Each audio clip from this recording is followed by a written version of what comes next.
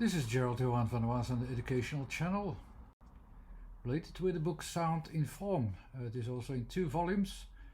First volume separately is called The Development of the Word, and the second volume is called The Application of the Word. It's a study which is available at Trafford and in some distribution channels as well, and it explains how every word has an underlying meaning, and you can analyze this and understand the separate letters and there's a method how to combine them. It's quite complicated if you want to know all the variations that you can do, but in the videos I always make it more simple. At least that's what I hope to do. The first book is more about building up the theory and the variations and some examples, and the application of the word is about the origins of meanings of certain scripts and the systems behind it, and there's also of course a comparison with the spectrograms that you can recognize the meanings in there. It's one of there's a lot more in there, but it's not what I'm going to explain today. Today I will explain especially 2 words, RAM and RAAM, and these 2 words exist in the, I know some of the signification of that. RAM is also the Aries,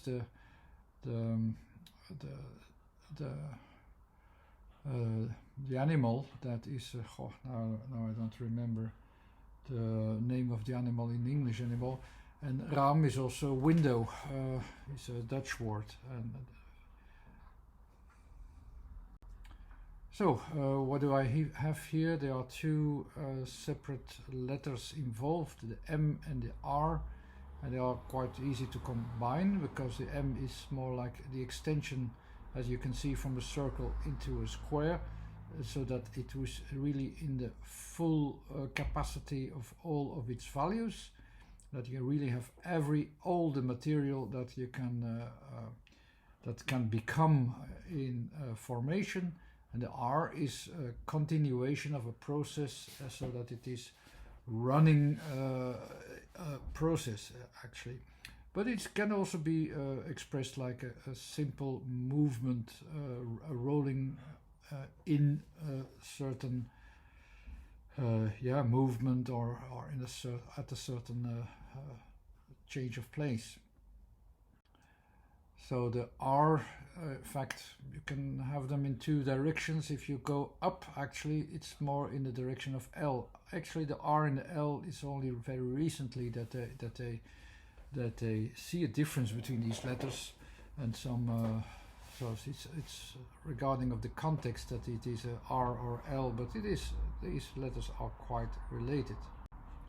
So the M basically is then the maximum of the square. The R is then, if you have the A added, it's limited to the circle then, let's say. So in the combination of RAM or RAAM, I will get somewhere else. So the combination of R and M, so R into M, so the R at the outer edge, you get this kind of form, let's say. So with RAAM, of course, like window, it also means window. You have the of course the large M in the middle that is the result. You have the final result. With RAM, it is of course then it's only one single letter, so it's more the movement that it's outwardly. So the movement is more dominant, and you have a different form, and the A is shortened to a certain position.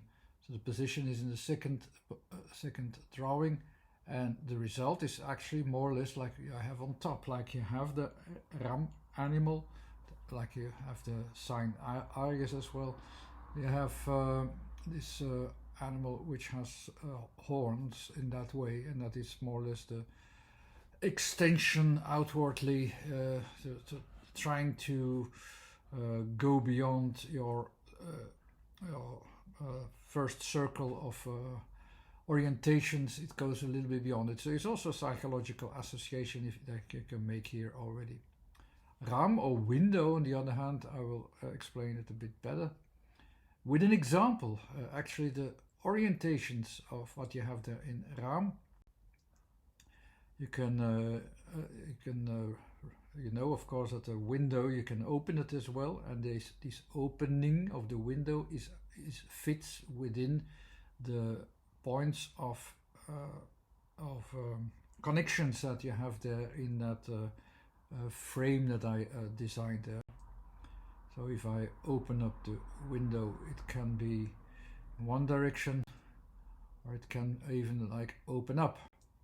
So I open up the window, and also again with the R goes to the M. To the M is the square that is our main focus there. And yeah, even have two movements here, so two A's in that way as well, if you would like. You also have the Indian word RAAM, or written as RAMA. And of course you have to, if it is written like that, you have to add an extra layer of, because there's an extra R there. It is actually the same as RAM or RAM, but an extra A, so it is extending. The extension is a reference to the ruler. It's like in house, the housing astrological way. It's the RAM is I think the ruler over the different levels of society, for instance, or or it could be something else, could be anything actually. So RAM, they have different emphases, of course, and also the connection points are slightly out of focus there.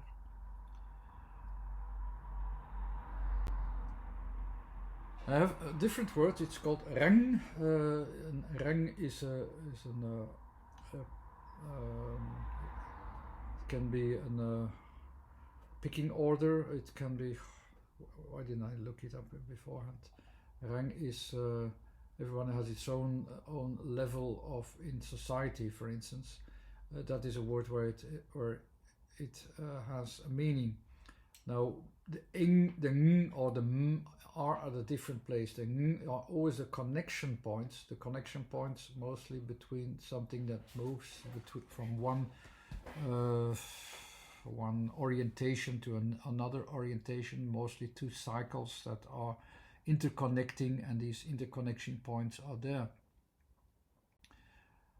But as you can see, there are between the circle and the square, there are different connection points, and you come to, let's say, a different level, if you would like, that it is. So you get different sort of ranges of, or where you can what is your responsibility, let's say. And it's also the levels in society, the levels in the army, say, have a position. A position is maybe one of the words that's a good translation. Another word, ramp.